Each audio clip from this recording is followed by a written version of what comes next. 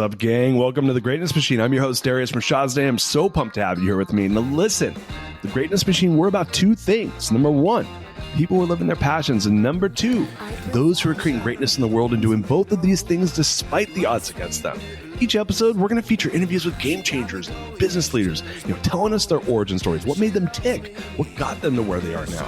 Why? So it can help you step into your greatness within your life, your business, and your career. Occasionally, you might hear a few solo episodes from myself, moi, as I say, as I leverage my 20 years of entrepreneurship as a CEO and founder to help you grow and level up in your journey to scale your life and your business. So come be a fly on the wall, enjoy the conversation, and I'm stoked to have you here with me.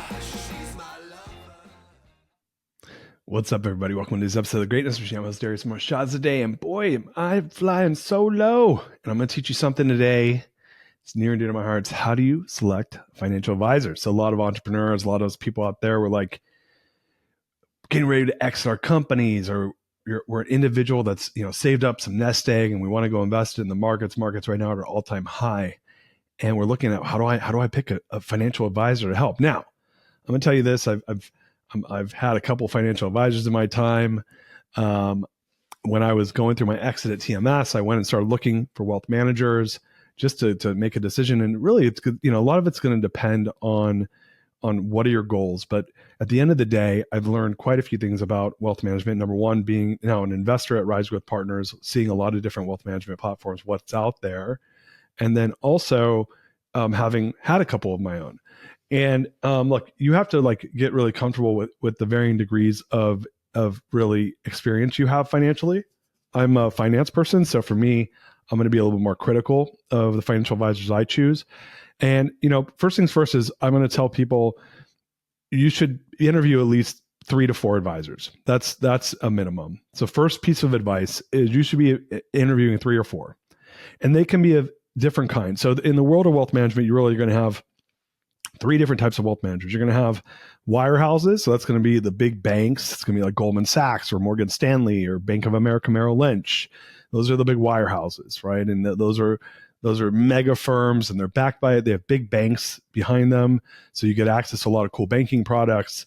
But they're generally not fiduciaries. Some of them are fiduciaries, meaning that they have to they're not going to sell you a product. They have to do what's best in your best interest, no matter what. And some of the banks have that and some don't. You may even have like Wells Fargo or some of these other smaller banks have wealth managers too. But my focus, if I'm a person looking for wealth managers, I'm going to go for, one of the big ones, UBS. I'm going to go for, Morgan Stanley, BAML, Bank of America Merrill Lynch, Goldman Sachs, if you have the ins there. So that's one avenue. The second avenue is going to be in RIAs, independent wealth managers, right? So independent wealth managers, this is the business that I'm investing in. Great business. A lot of these folks, some of them actually look like wirehouses. They're so big now. These are massive RIAs, which stands for Registered Investment Advisor. But you have them of all shapes and sizes. And these are folks that can kind of pick and choose. So they can work with a bunch of suppliers of financial products to get you what you want. So what's the difference between a wirehouse and a independent wealth manager is a wirehouse. Almost think of it like a lender versus a broker. The lender has to use their own products, so it's in-house products, right? So Goldman Sachs is going to sell you Goldman Sachs products. Morgan Stanley is going to sell you Morgan Stanley products. Whereas an independent, they're going to go and maybe work with a few different providers of products. They might have a specific provider of products for their, ETFs or single managed accounts, right? For their equities, they might have a different provider for their municipal bonds. Whereas if I go to JP Morgan, which by the way, I work with JP Morgan, I work with the trust company, who's an independent RIA. So I have 2 wealth managers I work with. They have different products, right? Different product sets. And the idea being is you're supposed to get independent advice from an independent wealth manager. I like independent wealth managers because they have more flexibility. They can offer a little more optionality in their products depending on what they offer. And then you're going to have insurance companies. So like a Northwestern Mutual or Mass Mutual, these are big insurance companies. They do wealth management as well. I'm going to tell you, depending on how much money you have, will be kind of depend on the world you live in. If you have less money, you might want to look at maybe one of the you would look at an independent RIA, or you would look at maybe a wirehouse if it's in one of their smaller groups. the insurance companies are pretty good at this because they have like annuity products and they have stuff that's maybe more appropriate for people with less money. But if you have, any real money to invest, I think the two channels to start looking at that I would recommend are the wirehouses or the independent wealth managers, the RIAs. And in looking at that, they're going to be two pretty distinct differences.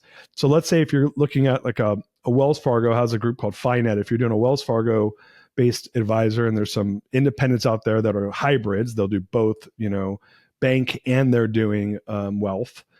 You get a lot of access to cool banking products, and that's awesome, right? Getting access to cool banking products like through the private bank is a really interesting thing to have, and to get preferential treatment, to have someone that's looking over your banking is it's a valuable thing to have. If you're a little bit less sensitive to the products, having less option on products, it's more regulated, but you have the protections of the bank behind you too. And so that's one of the reasons why I like to use JP Morgan for myself.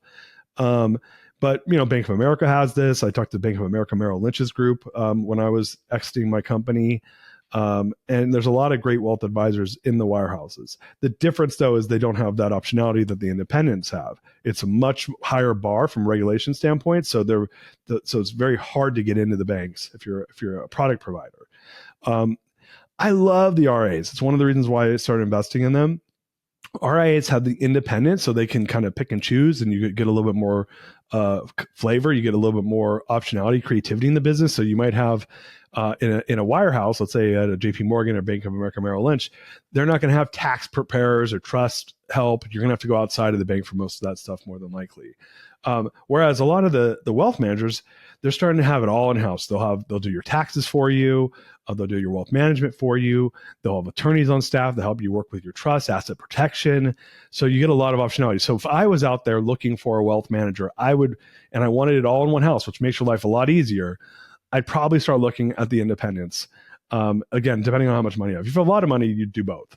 But if depending on how much money you have, I'd want to look at the independent wealth managers, and I'd want to do one that has it all in house. And I would tell you that like looking back at the choices I've made, that was probably one of the mistakes I made, is not knowing that do they have it all in house. I think having tax in house, having the asset protection in-house, it just gives you one-stop shop. You're going there, they're taking care of all your stuff. You don't have to think about it. If something is to happen to you, your spouse doesn't have to like go look at 5 different places.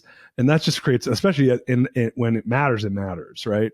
So I think that's really important. The other thing that I would look at is there's 3 things. So that's number 1. Number 2 is which advisor are you working with? So a lot of the times what I've noticed is a lead advisor will be the one that convinces you to do business. It's the most experienced advisor. They're the person that's selling you on sending, managing your capital. But the reality is, within most of these places, they're not the ones picking the investment. Usually a financial planner, a planning group they work with does that, or a CIO does that. They don't, number 1. And number 2, they aren't the one that's picking up the phone when you have issues. They usually have a client services person that does that. They're really there to kind of oversee it from a high level. And what I've learned over time is like, I'm not super interested in having that kind of relationship, because what ends up happening on the day-to-day is I end up dealing with their team. Now, that usually happens with the larger advisors. So if they have a lot of assets under management, and one of the things I used to look for is I'm like, man, I only want to work with someone that has a lot of assets under management. And I did that. And in retrospect, I realized that now I'm like, A, probably not their biggest client. And B, they have a team that does everything. So I end up working with their team. So I'm not really working with the advisor that sold me to begin with. So I think that's a really important question to ask your advisor is, hey, who am I dealing with on day-to-day stuff? Who's really managing my account? And make them be straight up with you and ask them, what are your plans for the next 5 years? Because what I don't want to have happen is that I get handed off what's called G2, Generation 2. That's the kind of a junior advisor that's working for them that they are bringing up. They're teaching, and what they'll do is they'll give you to their G2, and they'll say, oh, my G2 is managing you. Now, if you're a huge client, you got a lot of money, maybe they don't do that. Hopefully I get there one day, but no, that's what ends up happening most of the time is G2 takes on most of the lead advisor's clients, and you end up doing that. So those are questions I would ask is, do you have a G2? I don't want to be managed by someone who has a G2. And if they start selling around it, right away that's what's going to happen. Now, you could say, I don't mind it. and they're going to sell around it. But I've learned over time is like, I don't want that relationship. I want to know that the person that I'm dealing with, they can have an assistant or something doing the administrative stuff, but I don't want to have to deal with the G2. I don't need someone learning on my dollar. I want to deal with the G1. I want to be their, one of their bigger clients. I want them to pay attention to me. And so in order to do that, you need to be really focused on working with people that have maybe smaller books. Maybe it's, and I'd ask them, how big of a book do you have? If they have anything over 200 million, 250 million, there's no, like, for sure, you're going to be handled by a G2. If they have 500-600 million, they have a team. So I like someone that has 200, 150 million of assets under management, 100 million of assets under management. Or if I have for instance, if I have $1 million with them, I'm 1% of their book. That's like not small. If someone has that amount of money with somebody, if I have a couple $1 million with them, I'm a couple percent. Bigger fish in a small pond. So what I've learned is dealing with really experienced advisors that don't have necessarily the biggest books means you're going to get a lot of personalized attention. And then what I want to do is look and see what platform are they on. Who's their parent company? I don't want to work with the CEO of the company. The CEO of the company is going to be running the company. They're going to have time to deal with me. I don't want to deal with a big swinging, badass of an advisor where they have $1 billion of assets under management and I'm just, a small piece of their portfolio. They could care less if they lose me or not. They don't want to lose me because I'm free money to them, but like they're not going to treat me like I'm the best thing since sliced bread if I'm not one of the bigger clients. What's really important is how good of a company platform they sit on. So looking at the advisor is one piece and the platform second. That's a lot of the times why I start talking about the wirehouses, the banks. They have great platforms. Products might be not be that great because it's just their own products. So that maybe that's hit or miss. Maybe they don't have all the additional services, but that might be okay for you if you already have the other services figured out. The big question though is, am I working with the G1 or am I working with the G2? And I want to ask those questions because I think that's really important. The other thing I want to do is fees. A lot of the times, the fees are pretty negotiable, and I'd go out there and I'd benchmark the fees. That's just why I say talk to 3 to 5 people, because what you'll start to see is the median, will be probably somewhere in the middle. Someone's going to quote you high, someone's going to quote you low. And I would tell you there's a lot of hidden fees, especially on alts. And that was the last thing I was going to tell you is how good is their alts platform? The more capital you have, if you're a qualified person, for example, there's going to be some some alternative investments you're going to want to start to look at. If you start looking at something like the Yale Endowment, you can look at the Yale Endowment and see they've done a lot of investments in alternatives. You might want that to be 10 to 15% of your portfolio. So how much of an offering do they have? And I've been pitched everything upside down and inside out and why my advisor has better alts than another. I would want to know how many new alts opportunities do you guys get per year? How do you guys underwrite them? How do you guys do due diligence on them? Because for me, what I find is that sometimes the firms that specialize in that will have a better offering of alts, even though it shouldn't probably be more than 10 to 15% of your entire portfolio, again, depending on how much money you have. And last but not least, and I forgot this, is are they a planning shop or are they an investment shop? This is one of the key things to ask up front. What do you guys do as far as creating financial plans? How do you guys build my plan for the next 30 years? A great financial advisor will be a planning shop. They'll be what's called planning centric versus investment centric. And that's what you want, because the reality is nobody beats the markets. If they start claiming that, my answer is run in the opposite direction, because they're probably going to lose your money or they're going to lose some of your money. Anyone that's talking about their returns, they're selling you on the wrong thing, because if you look on average, most people, if they ever win, that means they're about to lose.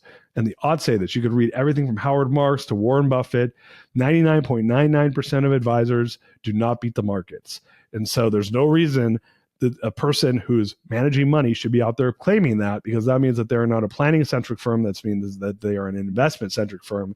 And that is not what you want when you're picking a wealth manager. The job of a wealth manager, and I learned this after the fact, is not to make you your riches. The job of a wealth manager is to not lose your money and to match where the markets are at. Maybe they can diversify your risk, make sure you don't lose your money, make sure you don't make bad decisions if the markets are going down. That's a time that you should not be selling. I've done it twice now where I've lost money in the markets because I got out at the wrong time. And I've learned that you got to ride it out for the long haul. So those are some things as you're starting to go out there and look and picking a financial manager, a wealth manager, those are the things I wish someone had told me. And now I'm out there at RIAs, we're buying wealth managers. I've talked to hundreds of them. And I've learned so many amazing things about it. But planning centric is really important. going after someone where you're not the biggest fit, you're the smallest fish in their pond. The biggest fish in their pond is way better for you. Making sure they're not handing you off to their G2. That's really important. Making sure the platform has a lot of great alts, a lot of great product offerings, holistic, all-in-one, one-stop shop. Those are really important. And then look, if you want to look at the wirehouses, what type of banking services do they offer? Those are the things that I'd be looking at if I was out there picking a wealth manager today. Hope this helped you make better decisions. I know we have a lot of entrepreneurs that are always out there getting ready to exit their companies. So this might be some very valuable information for you. But even if you're not, these are things you want to consider and take it from someone that's spent a few years now either working with wealth managers or trying to buy them. With that said, hope this was helpful. Peace out. We love you.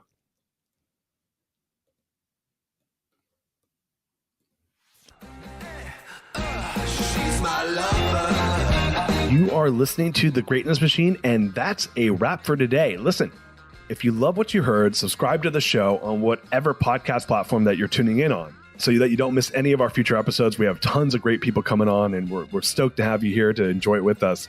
Leave us a review. Tell us what you love most about this particular episode. We love getting the reviews. We love to see what you guys love most.